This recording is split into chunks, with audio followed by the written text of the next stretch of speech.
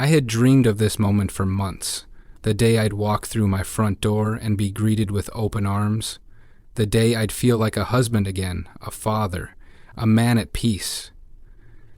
Deployment had been brutal, but every grueling day, I kept myself going with thoughts of home.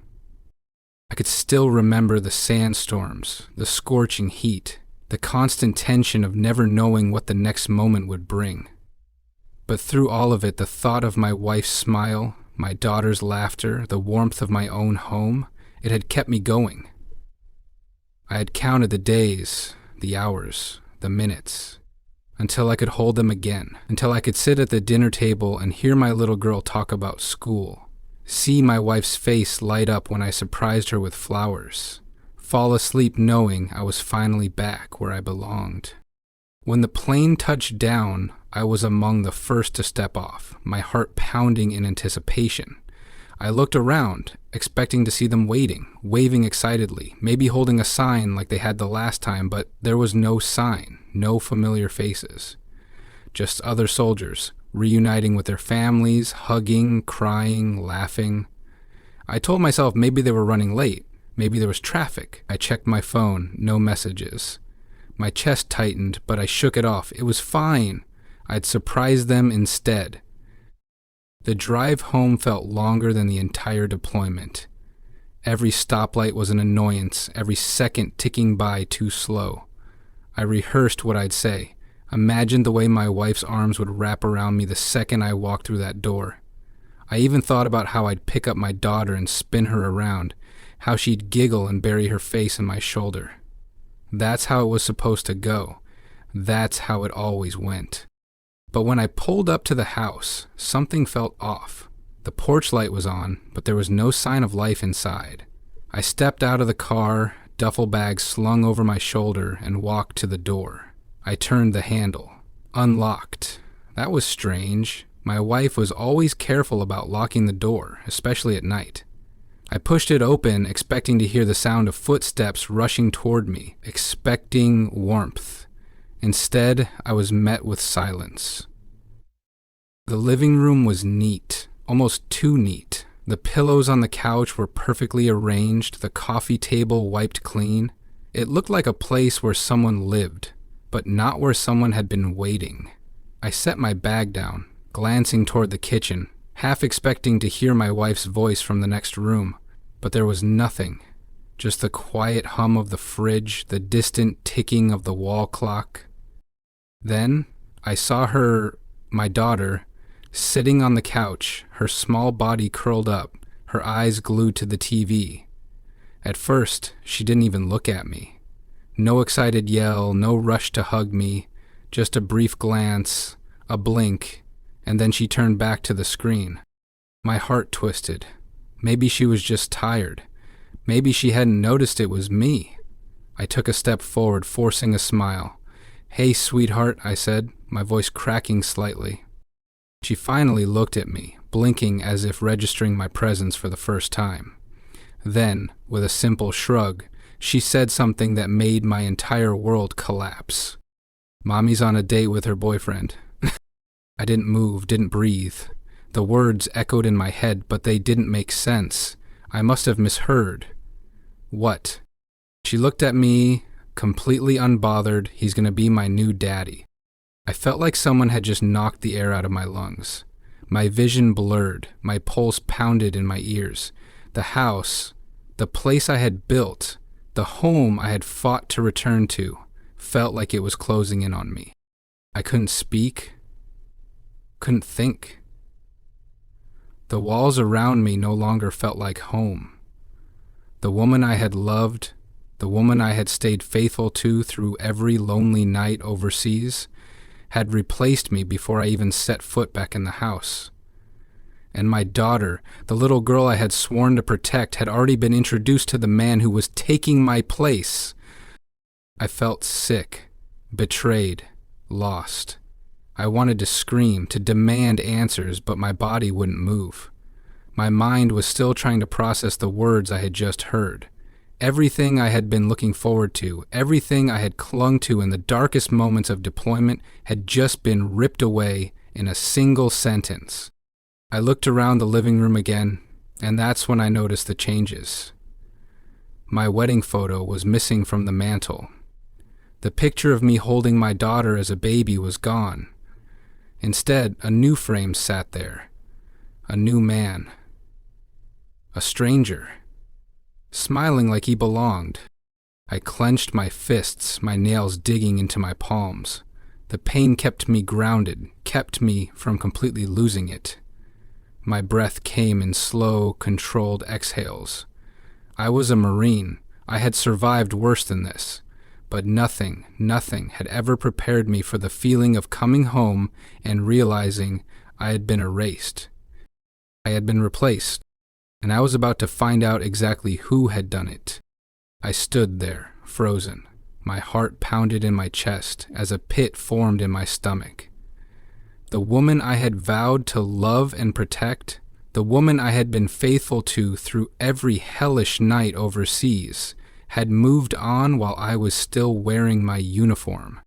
My mind couldn't catch up to what I had just heard. It didn't make sense. This was my wife, my home, my daughter.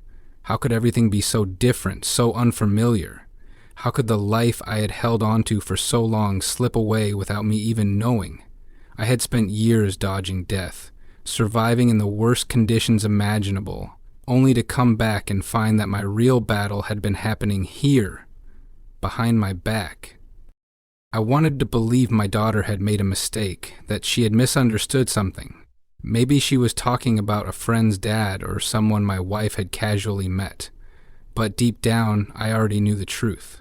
That picture on the mantle, the missing wedding photo, the way my daughter spoke so casually about it, this wasn't something new. This had been going on for a while. My breathing was slow and controlled, but I could feel the rage creeping up my spine, burning beneath my skin. I had trained myself to keep emotions locked down, to think clearly even under the most intense pressure. But this was different. This wasn't the battlefield. This was my home. And I had been betrayed in the worst way possible. I looked around the house again, now noticing every little detail I had missed before. A new jacket hanging on the coat rack, a pair of sneakers near the door, too large to belong to my wife, a half-empty protein shake on the counter, condensation still fresh. Someone had been here, someone who thought he belonged. I clenched my fists, jaw tightening as the reality of it all settled into my bones. She hadn't just moved on, she had replaced me. My presence wasn't just an inconvenience, it was an afterthought. She hadn't even bothered to hide it. She must have known I'd come back eventually, must have known I'd find out. And yet, she had paraded him around anyway. Like I was just some temporary thing in her past. I felt the weight of it all pressing down on my chest, the months of missing her, of longing for home, of picturing our reunion, all of it had been one-sided. While I was counting the days until I could hold her again, she had been holding someone else. While I was staying up at night, replaying our last conversation over and over in my head, she had been whispering to another man. It wasn't just betrayal, it was humiliation. I had risked my life, put my body through hell, seen brothers in arms die beside me, all for a home that didn't exist anymore. I had fought to protect something that had already been taken from me. And the worst part, she had let our daughter believe that this was normal. That this new man, this stranger, was going to take my place. I swallowed hard, forcing myself to breathe, to stay in control. I couldn't lose it, not now. There was too much at stake. My daughter was still here, still looking at me like I was just another visitor passing through.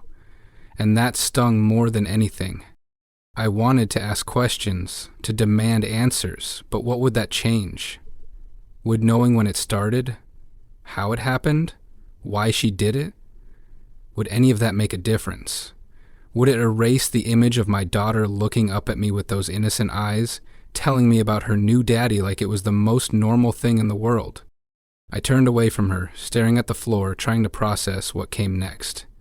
I had spent so long thinking about coming home that I had never considered what would happen if home wasn't there anymore. What was I supposed to do now? Walk away? Fight for something that had already been lost? demand that she explain herself, as if any excuse would make it hurt less. No, I wasn't going to break. Not now. Not over this. I had been through worse and I had come out the other side every time. But this time, the enemy wasn't on some foreign battlefield. He was here, and I was going to find him. I spent the night in my truck, parked outside the house I no longer felt welcome in. Sleep never came. The betrayal burned too hot in my chest. By morning, I knew what I had to do. The hours dragged, and with each passing minute my mind replayed every memory I had of my wife. The woman I thought I knew, the one who had sworn she'd wait for me, who had kissed me goodbye and whispered that she'd be counting down the days until I came back. Those words felt like a joke now, a cruel lie.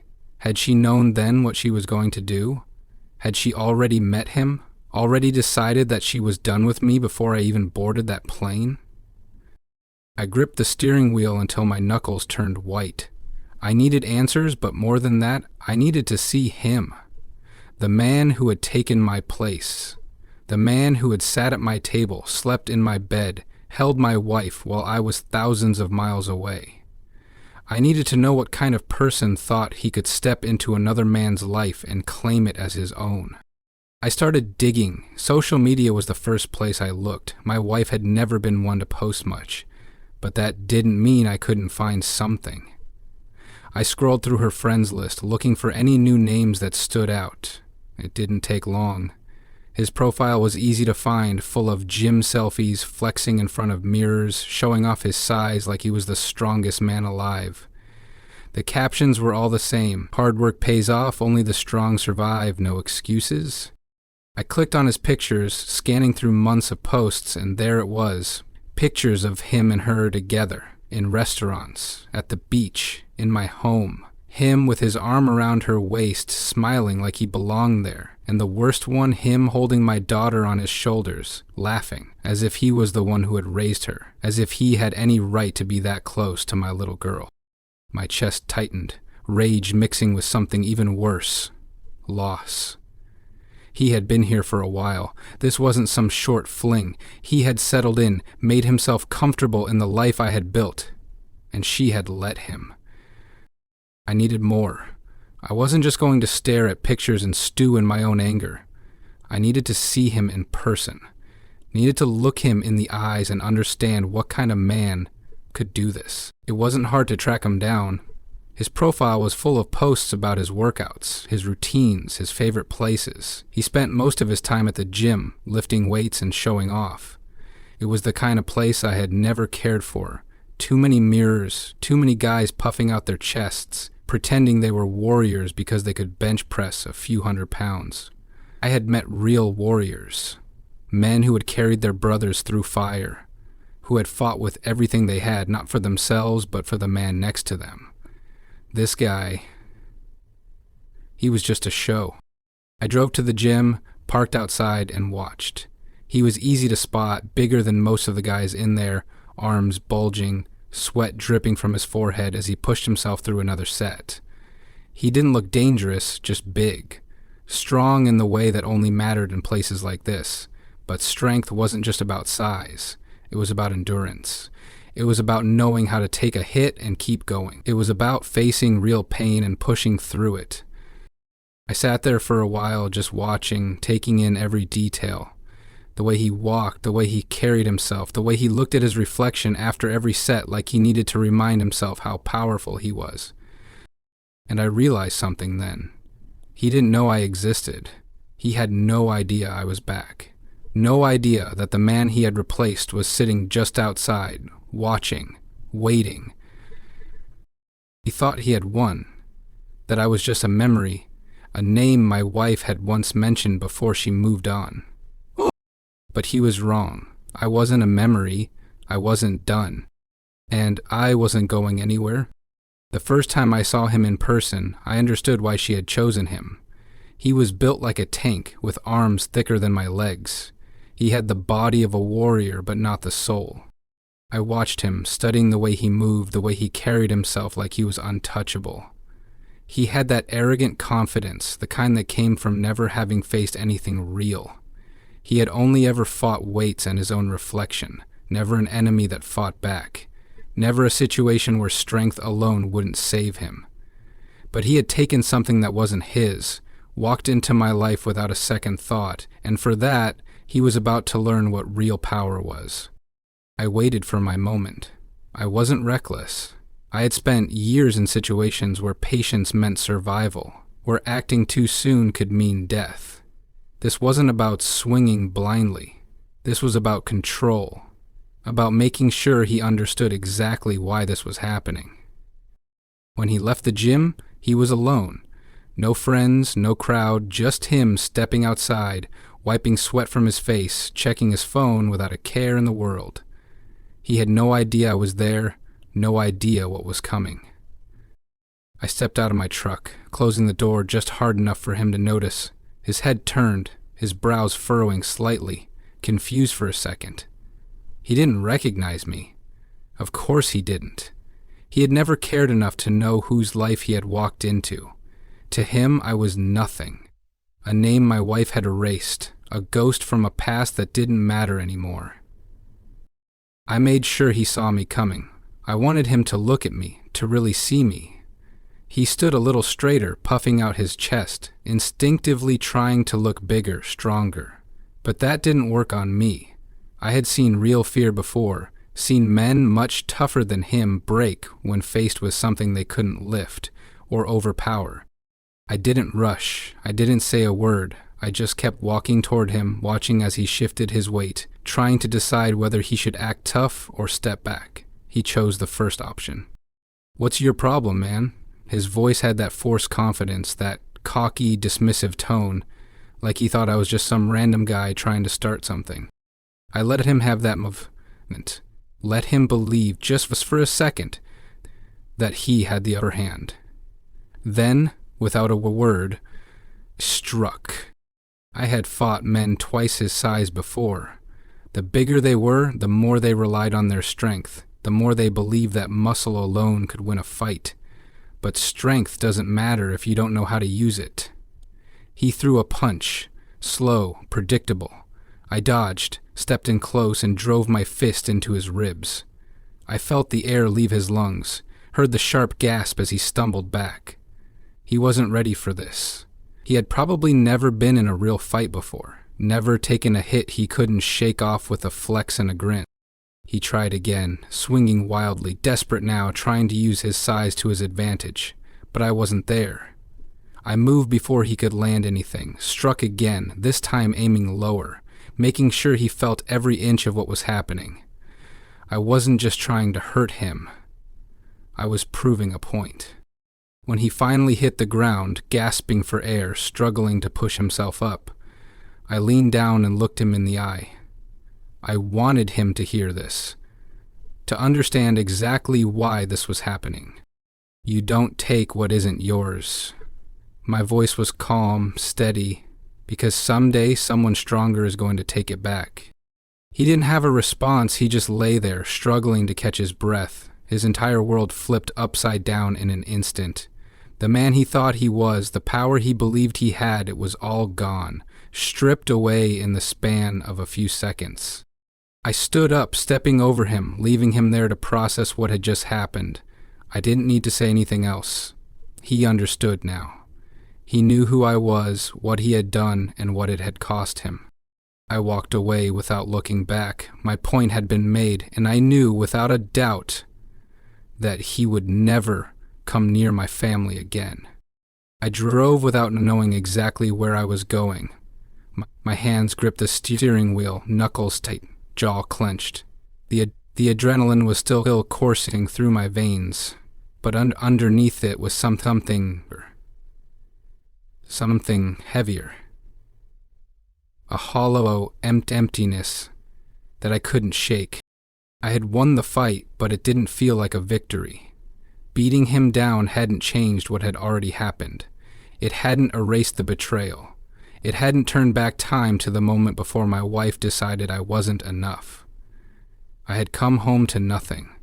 No welcome, no embrace, just silence and the cold realization that my life had moved on without me.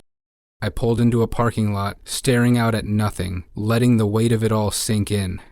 The man I had put on the ground today, he wasn't the real enemy. He was just the symptom of something much worse. My wife had chosen him. Let him in. Let him play house in the life I had built. That wasn't on him. That was on her. I had spent years believing in us, holding onto the promise that what we had was real. But while I was halfway across the world, doing everything I could to make it back, she had been making plans for a future that didn't include me. And the worst part, she hadn't even tried to hide it. She had let my daughter see it all, let her believe that this was normal, that her father was just another part of the past. I thought about going back to the house, not to stay, there was nothing left for me there but to get answers, to look her in the eyes and ask her why, to demand the truth, even if it wouldn't change anything. But I already knew how that conversation would go. She'd tell me she didn't mean for it to happen, that things had changed, that she thought I'd understand. Maybe she'd even cry, act like she was the victim, like I was the one making things difficult. I had seen enough in my time overseas to know that people lie, that they do things they can't take back and then try to justify it, make it seem like there was no other choice. But there was always a choice. She had made hers, and now I had to make mine. I wasn't going to beg. I wasn't going to ask her to explain something that didn't need explaining. She had already shown me who she was. I had fought battles that mattered, bled for people who deserved it. She wasn't one of them. My daughter, though she was different, she was innocent in all of this. She didn't know any better. She had been told a story and believed it because she trusted her mother. And now, somehow, I had to find a way to make sure she knew the truth. I took a deep breath, staring at the dark sky through the windshield. The road ahead wasn't clear. There was no easy solution, no perfect ending where everything fell back into place. But one thing was certain, I wasn't disappearing. She might have replaced me, but I was still my daughter's father, and I wasn't going to let anyone take that from me,